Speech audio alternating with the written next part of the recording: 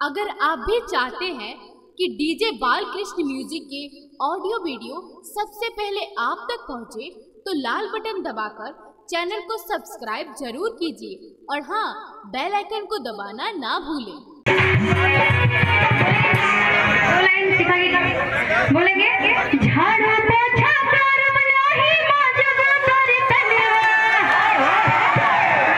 बोलेंगे दिखा के झाड़ू पोछा कर मनाही माजब कर तन्या। आते हैं फिर बोलेंगे दहेज देके कितने बने, दहेज देके कितने बने, लगे सजनी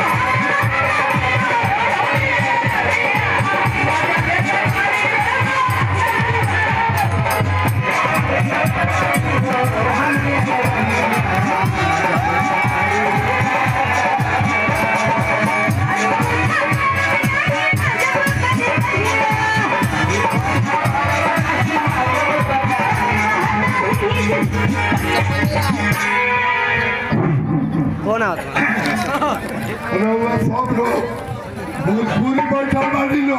अच्छा आई हो एगो बेटा रउआ लोग के सामने बा जौन भोजपुरी के शान रखले बा। हमरा मित्र श्रीपति के